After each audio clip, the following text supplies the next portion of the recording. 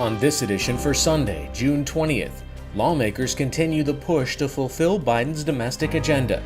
In our signature segment, the U.S. military presence in Iraq and threats against them. And a father's letter to his son on life, addiction, and recovery. Next on PBS NewsHour Weekend.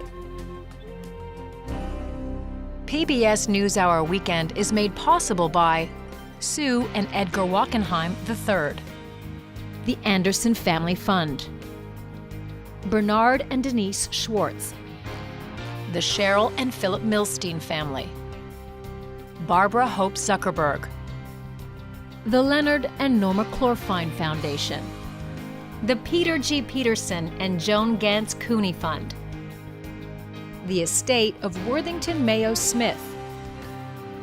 We try to live in the moment to not miss what's right in front of us. At Mutual of America, we believe taking care of tomorrow can help you make the most of today. Mutual of America Financial Group, retirement services and investments.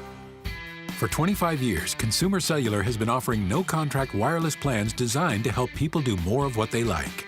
Our U.S.-based customer service team can help find a plan that fits you. To learn more, visit consumercellular.tv. Additional support has been provided by the Corporation for Public Broadcasting, a private corporation funded by the American people. And by contributions to your PBS station from viewers like you. Thank you. Good evening and thank you for joining us. Congress is moving ahead on major elements of the Biden administration's domestic agenda this coming week. Senate Democrats are planning a vote early this week to open debate on voting rights legislation. A new compromise plan from Democratic Senator Joe Manchin has gained traction. It includes requiring 15 days of early voting, making Election Day a national holiday, banning partisan gerrymandering, and requiring a form of voter ID. It is not clear that any Republicans will support this pared-down plan, which needs 60 votes to clear the Senate. It takes the election system in this country and federalizes it, so it's a federal takeover of our election system. But there is momentum when it comes to infrastructure and new bipartisan negotiations. Senator Lindsey Graham is one of 11 Republican senators who, along with 10 Democratic senators, is working on a plan for $1 trillion in spending. I think the difference between this negotiation and the earlier negotiation is that we're willing to add more new money to infrastructure in this package, and I am hopeful if the White House and Joe Biden stay involved. How that compromise bill is funded and whether it's large enough is a point of contention for many in the Democratic caucus, including Budget Chairman Bernie Sanders. The bipartisan proposal provides spending in some very important areas: roads, bridges, water systems, and that's good. The amount of money that they are proposing is about 1/4 of what the president talked about in terms of new money. That's not adequate. Torrential rain from what is now Tropical Depression Claudette is being blamed for a highway accident in Alabama yesterday that killed 10 people, 9 of them children. Local officials said a 15-vehicle crash on Interstate 65 northeast of Montgomery was likely due to hydroplaning. 2 other people died in the storm when a tree fell on their house near Tuscaloosa. In Louisiana, residents emerged after the storm passed to find flooded streets and heavy wind damage. Claudette is headed north and may re-strengthen tomorrow when it crosses into the Atlantic off the North Carolina coast. Brazil continues to be a global hotspot for the coronavirus. Yesterday, the country passed 500,000 deaths from COVID-19. Anti-government protesters marched through the streets of major cities calling for President Jair Bolsonaro's removal from office for his handling of the pandemic. Brazil is reporting nearly 2,000 deaths from the coronavirus every day. In China, vaccination rates are now rising more quickly. The country's National Health Commission reported it has administered more than 1 billion doses of coronavirus vaccines. The vaccine rollout in China began slowly, reportedly due to concerns over the effectiveness of the country's version of the vaccine. But fears over the new Delta variant and a concentrated effort from the Chinese government have increased the rate to about 17 million shots per day. The government has set a goal of vaccinating 40% of its 1.4 billion people by July. And a Ugandan Olympic athlete tested positive for the coronavirus and was barred from entering Japan, the first detection of the virus among athletes arriving for the games set to start in July. For the latest national and international news, visit pbs.org/newshour. An unexploded rocket landed close to a military base hosting U.S. troops in northern Iraq today. There was no significant damage, but the attack was the latest targeting the American military presence in the country. About 2,500 U.S. troops remain in Iraq as part of the multinational coalition force in the fight against ISIS. It's the lowest U.S. military presence there in 2 decades. And while ISIS has lost territorial control, the threat of a resurgence remains if the military were to pull out altogether. NewsHour Weekend special correspondent Layla Milana Allen and videographer Adrian Hartrick were granted access to travel to bases across Iraq that still have a U.S. presence to find out what they're doing and what their future plans are. Touching down at a Kurdish base in North Iraq, coalition special forces arrived to provide tactical training. Just a few years ago, this base was full of Americans. But now, like others across Iraq, it's been handed back to local forces. This is what the foreign troop presence in Iraq now looks like: training, equipping, advising. No combat troops has become the top line in efforts to walk the diplomatic tightrope over tensions that US troops still remain in Iraq 18 years after the invasion. Earlier this year, the American military completed an agreed reduction to 2,500 troops countrywide. Now, they're in talks to withdraw altogether. Their stated mission is to defeat ISIS. While the group no longer has any territory, their scattered remnants are still a threat. What do you think would happen right now if there was a full drawdown? The definite risk would be the ISIS resurgence, potentially. Again, the enabling capability that the coalition provides is really essential to the Iraqi security forces and the Kurdish security forces. Colonel David Williams is the chief coalition liaison with Kurdish forces in the north. The coalition has provided intensive training for years to the Peshmerga, the Kurdish security forces, equipping them with high-level military gear and, some say, helping them turn a mountain militia into a well-honed and modern fighting force. They do the same for the Iraqi army. The country's top counter-terrorism force was founded by the US Special Forces, and multiple branches of the security forces have been trained by them. While the pandemic ended in-person training, the regular equipment handouts continue. The Iraqi government says the country's armed forces, who were swiftly overpowered when ISIS swept through much of Iraq in 2014, are now ready to fight the country's multiple security threats alone. Others aren't so sure. Hello, sir. How are Peshmerga General Sirwan Barzani has worked hand-in-hand with the coalition for years. He says local forces couldn't manage in a year what foreign forces can do in a few days. The Iraqi government has now requested a full withdrawal of those forces here. How do you feel that will affect the situation in wider Iraq? We need the coalition. We need them, and if they will leave, we will face too big problem with this terrorism, really. As for the ongoing territorial dispute between Iraqi Kurdistan and the federal government, the widely held feeling among Kurds that they deserve more support in return for fighting ISIS hasn't gone away. For the Kurdish forces in the north, who see the Americans as their strongest allies, a complete drawdown would be the worst-case scenario. So you do feel there's been enough effort from your allies? No, of course not enough. They give support, but it's not enough. After ISIS lost its territorial control, many of the remaining fighters scattered and went to ground across Iraq, taking their ideology with them. The country's hostile internal politics haven't made tackling that any easier. The territorial squabbles have created ungoverned areas that fleeing insurgents have taken advantage of. Colonel Nauruza has fought with the Peshmerga for 3 decades. Since 2018, he's watched over this peak in the mountains near Mahmoud, south of the Kurdish capital Erbil.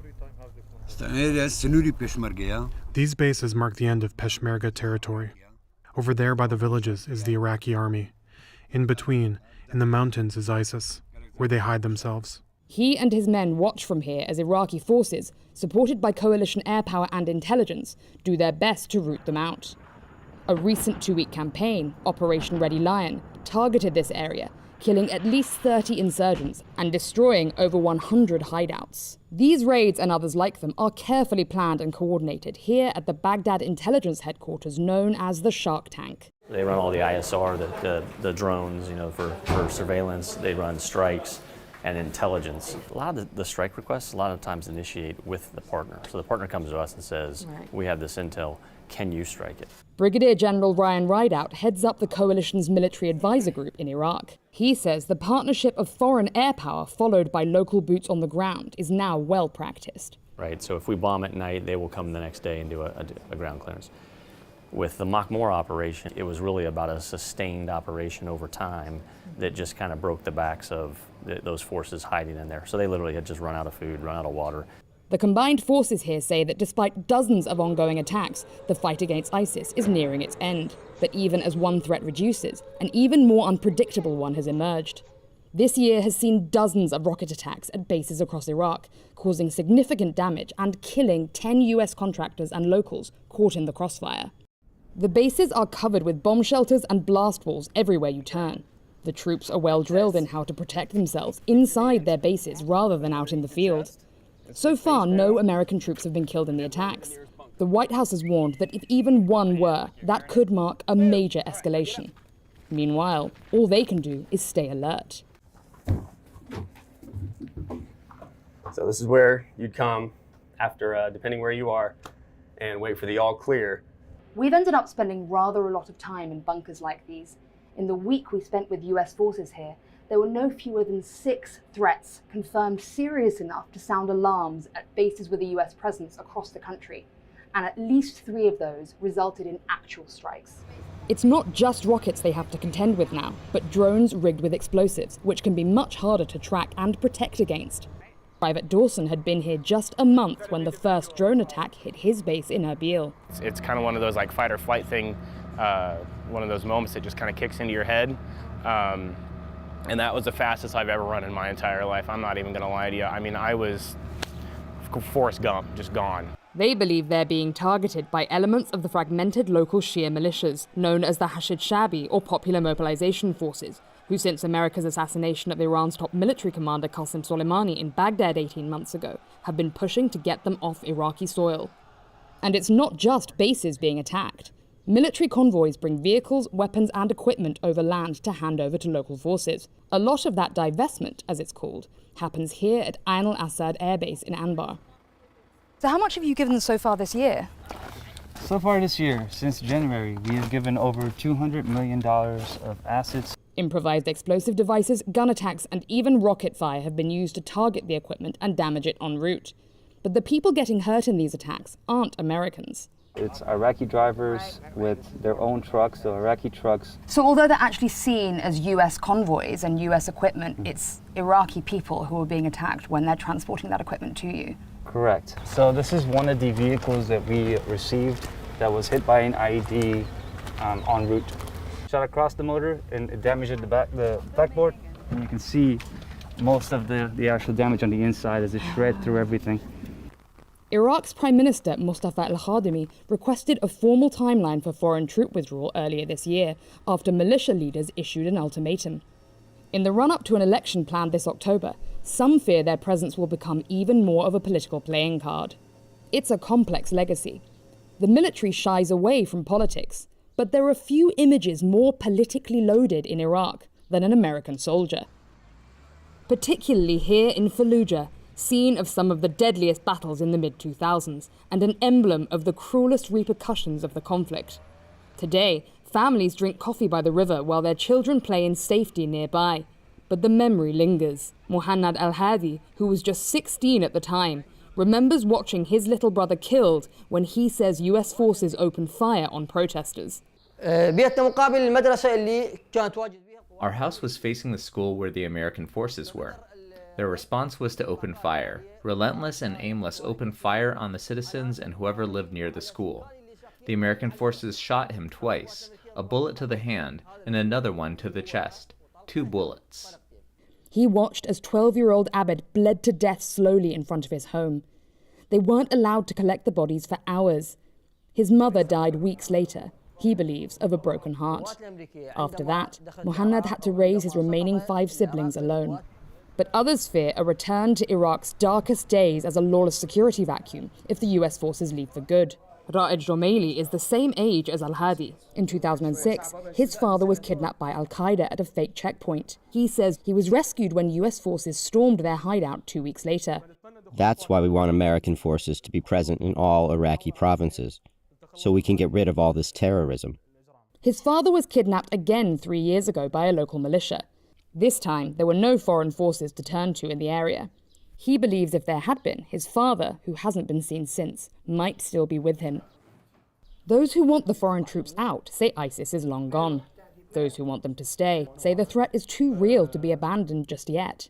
So US forces here, their presence is not going anywhere. As long as there's an invitation, I don't think what the US wants is a complete departure of all forces. The Iraqis want a normalized military-to-military type relationship. But is that relationship possible when you've got militias who many people say have a heavy representation in the Iraqi government you're working with, sending rockets and drones with explosives into your bases? Yeah, that's the million-dollar question. We are not here to be in conflict with the militias. And if they create that situation, we're gonna have to make a choice. It's not what the Iraqis want. The Iraqis being the ones that we're dealing with on a day-to-day basis.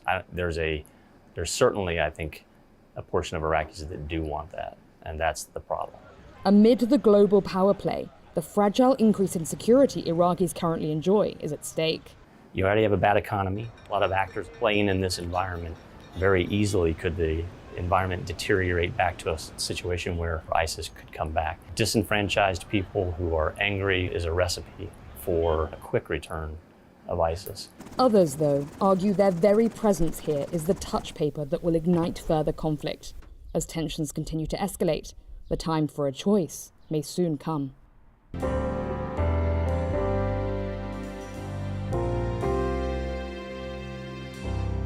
We've been bringing you stories from Canada's Northwest Territories told by Indigenous people from the community of Yellowknife.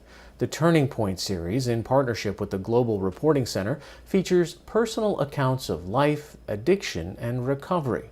One account is from former radio broadcaster and longtime Yellowknife resident William Greenland, a counselor at the Arctic Indigenous Wellness Foundation.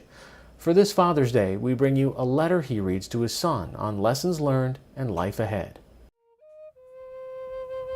My boy, I want to tell you a story.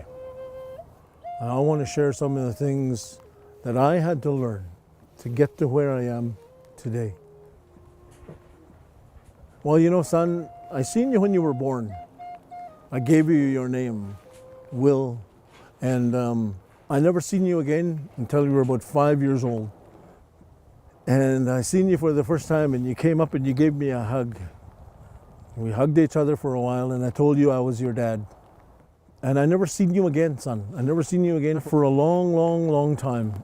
There was things that happened to me personally as a child. I wish never happens to any other kid. The drinking began when I was 12 years old. So drinking was something that was made me forget about things that happened to me. So it started at an early age, very early age, and it progressively got worse. And as I grew older, I got more into dope. I got into sniffing glue a lot, and we stole it from the store in Inuvik to do it, and it wasn't, it wasn't good. It really took over my life. I was abusive. I did what my dad did. I did what my brothers did and my sisters did. Drinking and fighting all the time. As a young boy, that's what we thought. That's what we had to do. That's the way it is to be a man.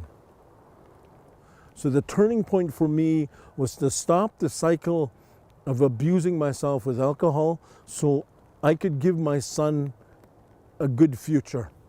For you, son, to have a good relationship with me. That's why I made that decision to say that's it. But it wasn't easy. I had to pray. I prayed really hard and asked Creator, to help me get through this. I said, remind me, put me somewhere, do something for me that I'll never forget this day. Those reminders today are the people that are on the streets who are drinking all the time. I asked Creator to put those kind of people in front of me every day so I'll never forget, and that way I'll never have to go back there again. After I sobered up, I wanted to get back on the radio because that's all I knew. So I bugged them enough times, and the boss looks at me, she says, do you want a job, William? I said, yeah. She says, well, you're on the air in 5 minutes. Good morning. It's 3.5 minutes after 7 on this Thursday morning. It went on like that for a while, and I kept on doing my show, and then all of a sudden the boss calls me in. She says, William, we need to talk to you. I said, okay. She gave me this envelope, and I said, oh, and I looked at it, and it was a plane ticket, and I said, what's going on? So I opened it up, and I looked at it, and it said, Yellowknife, Inuvik. I said, there's no return on there, and she said, yeah. She says, William, looking at your work history, we've fired you a number of times in the past. Said, let's not make it another time. If you decide to drink again, William, come and get this plane ticket and don't come back. One day I said, that's it. I'm gonna go out and get freaking drunk. And I was on my way home and I was thinking, before I buy any booze or any drugs or call anybody, I gotta go back to the radio station and get that plane ticket. I looked everywhere on the front desk. I was digging through the shelves, the desk. I spent a couple hours digging around there and I couldn't find it. Well, the evening rolled around and I got tired and I went to sleep and I woke up Sunday morning and I wasn't hungover. And I didn't go partying. I didn't have any booze. I didn't have anybody around with me, but I felt good. You know, I'm happy to say today, it's 14 years that I haven't had a drink. I'm still looking for that plane ticket.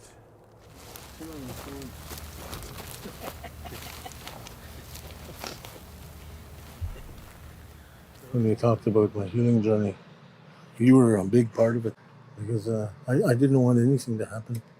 I didn't want to see me drink. I wanted to be a good example.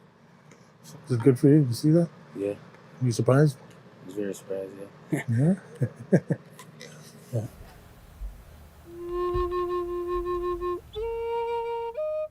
Son, I did this because I love you.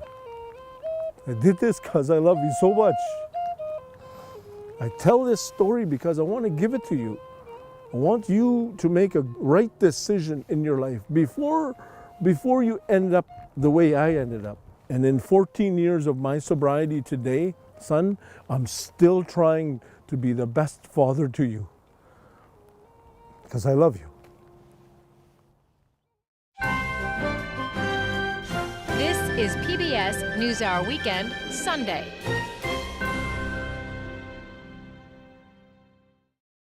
Finally tonight on this Father's Day, when a baby pigeon fell to the street in northern France 2 years ago, its life almost ended then and there. But it had a stroke of very good luck, and that luck has turned into a beautiful friendship. This is a story about what makes a friendship flourish and last. I was walking and I saw a small, almost featherless pigeon fall to the ground and try to escape the cats. So I came back home thinking, another living being that is going to have a bad day. I told my wife about it and she asked, "Did you not take it?" I said, "Well, no, I didn't take it." So I went back to pick it up and I came home with Blanchon in my pocket. For the 80-year-old retiree, there's no shortage of things to do together. The young pigeon he calls Blanchon, which means white coat, never lets him out of her sight.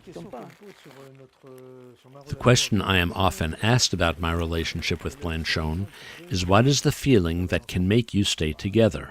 I don't know. I am not a psychologist and I do not know if it is a feeling, but in any case, it is a desire to be together because we feel good. He says his relationship with the bird is built on patience and respect, and believes anyone can learn the skills to find a lasting friendship.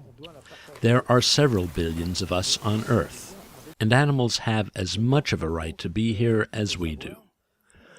We must know how to respect them and everyone can do it. Everyone can create that feeling as long as they respect the animal for what it is, which is to say, a living being that shares the earth with us.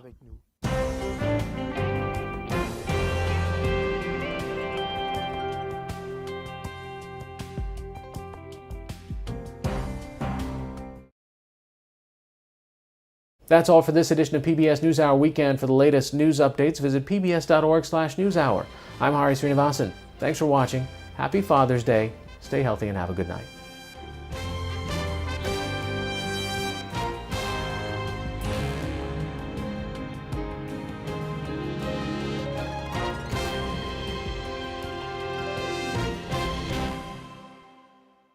PBS NewsHour Weekend is made possible by Sue and Edgar Wachenheim III, the Anderson Family Fund, Bernard and Denise Schwartz, the Cheryl and Philip Milstein family, Barbara Hope Zuckerberg, the Leonard and Norma Clorfine Foundation, the Peter G. Peterson and Joan Gantz Cooney Fund, the estate of Worthington Mayo Smith.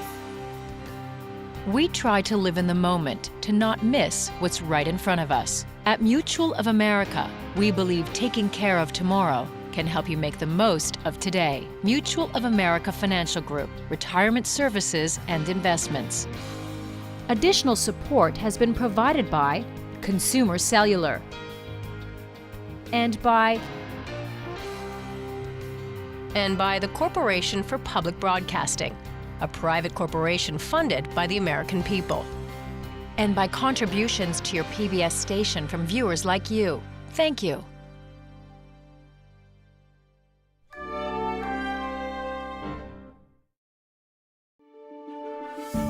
You're watching PBS.